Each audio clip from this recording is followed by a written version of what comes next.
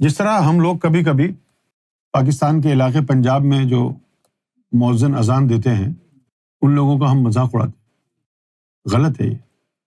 نہ جانے کون سا مؤذن ایسا ہو کہ جس کی آواز رسول اللہ کو پسند ہو، اور وہ غلط لہجے میں ہی اذان کیوں نہ دے رہا ہو، پھر بھی رسول اللہ کو وہ غلط لہجے کی پسند ہے، کیونکہ اگر ہو عشق تو ہے کفر بھی مسلمانی۔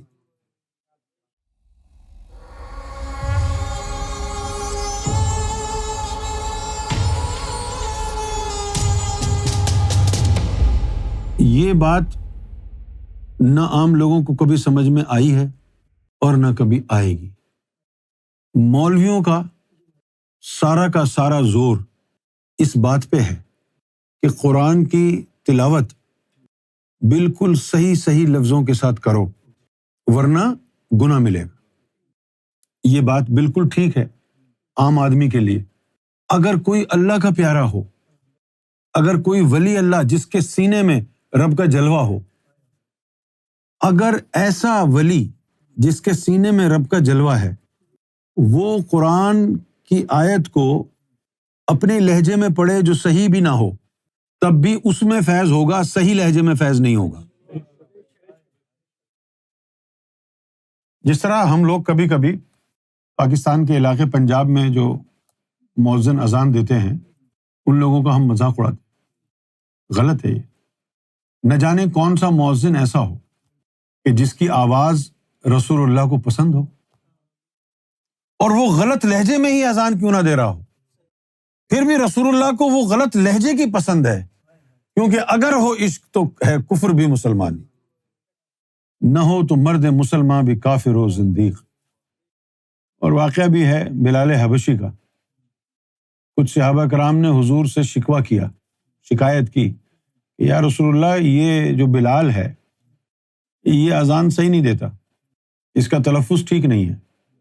کیونکہ عربوں کا ایک مسئلہ یہ ہے، جس طرح گوروں کا مسئلہ ہے، جیسے گورے یہ سمجھتے ہیں کہ ہم سے بہتر کوئی قوم نہیں، اسی طرح عربوں کا بھی یہی مسئلہ ہے، وہ یہ سمجھتے ہیں کہ ہم سے بہتر کوئی انسان ہی نہیں ہے، باقی سب جانور ہیں۔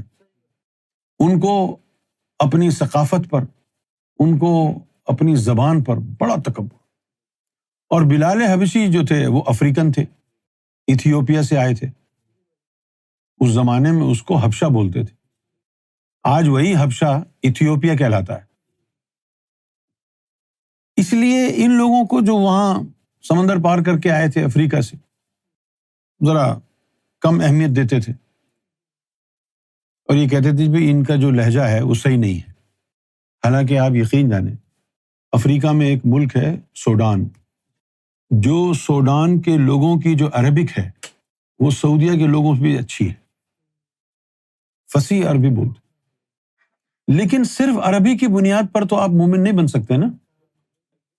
اب دیکھیں، دین الہی کی کتاب اردو زبان میں ہے، تو صرف اس بنیاد پر کہ دین الہی اردو زبان میں ہے، کتنے لوگوں کی سمجھ میں آ گئی۔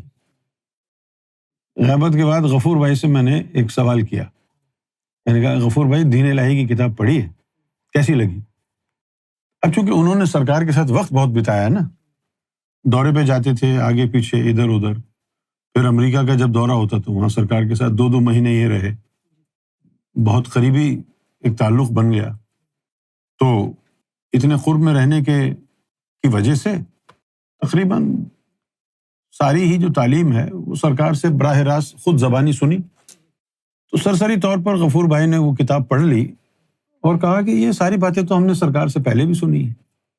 تو میں نے کہا کہ آپ دوبارہ پڑھیں، کیونکہ وہ جو باریک باتیں ہیں وہ سرسری طور پر پڑھنے سے سمجھ میں نہیں آتی، جب ان پر غور کریں تو پھر انسان کے کان کھڑے ہوتے ہیں۔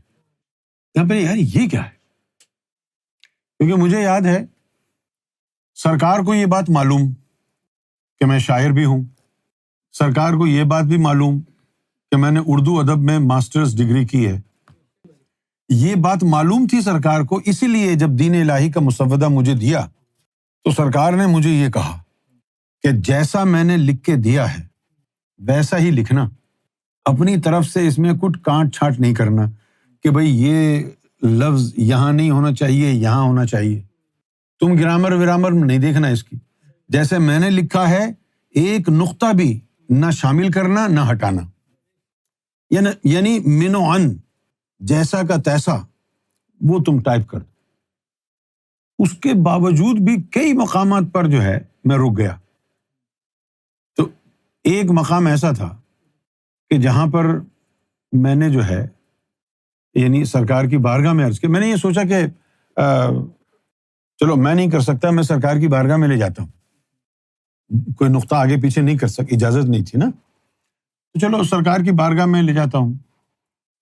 کیا کہیں، اب اس وقت اتنا ذہن بھی نہیں تھا نا، تو میں نے سرکار کی بارگاہ میں جا کے عرض کیا کہ سرکار یہ جو جملہ ہے وہ جو تعلیم ہے نا، اس کا ایک کیڑا ہوتا ہے دماغ میں، انسان کے دماغ میں ایک کیڑا ہو جاتا ہے، تو وہ کیڑا ہمارے دماغ میں ہو سکتا ہے بہت سارے کیڑے ہوں۔ تو میں نے جا کے مالک کی بارگاہ میں عرض کیا کہ سرکار یہ ایک لائن آپ نے لکھی ہے کہ وہاں مختلف اللہ کے نام ہیں۔ اچھا، اب ذہن میں تو یہ تھا نا کہ اللہ تو ایک ہی ہے، لہٰذا ہر وہ چیز جو اس کی مطابقت میں نہیں ہوگی غلط لگے گی۔ تو میں نے عرض کیا کہ سرکار مختلف کا لفظ ناموں کے ساتھ آئے گا، اگر ہم مختلف کا لفظ اللہ کے ساتھ رکھ دیں گے تو اس کا مطلب ہوگا کہ بہت سارے اللہ ہیں۔ سرکار نے میری طرف دیکھا اور کہا کہ یار ہم نے تم کو پہلے بھی بولا تھا، جیسا ہم نے لکھا ہے ویسے ہی لکھو۔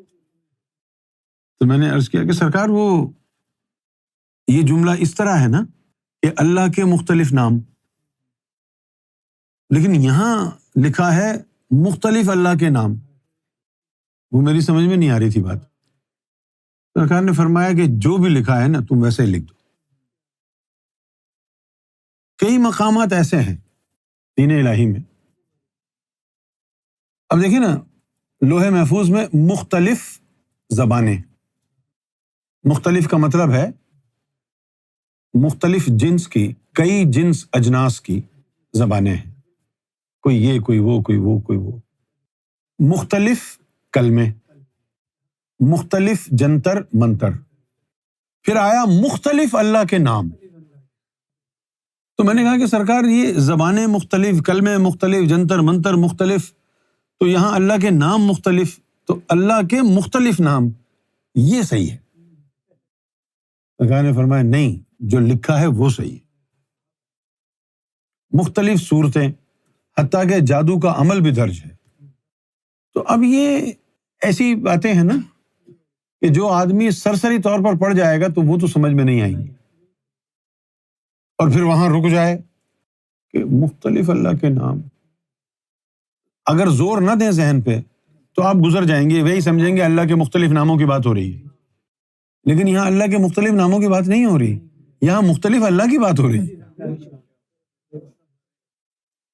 تو اب اگر بندہ یہ کہے کہ نہیں یار یہ جو ہے گرامر کی یہ مسٹیک ہے، یہ لفظ کہہ دیا نا گرامر کی مسٹیک ہے، کفر ہو جائے، ایمان خارج۔ تو جیسا اللہ کا دوست، اللہ کا ولی جس لہجے میں پڑھے اسی میں فیض ہوگا، اسی میں فیض۔ آپ صحیح لہجے میں پڑھ کے دیکھیں، آپ کے اندر تو نور ہی نہیں، فیض ہی نہیں ہوگا۔ اگر پڑھنے والے کی وجہ سے تلاوت میں نور آیا تو پڑھنے والا کچھ بھی بول دے، نور تو آنا ہے۔ عام بات بولے یا قرآن پڑھ کے سنائے، کیونکہ نور تو اس کے اندر سے آنا ہے، تلاوت میں تو نور ہے ہی نہیں۔ بات سمجھنے کی ہے۔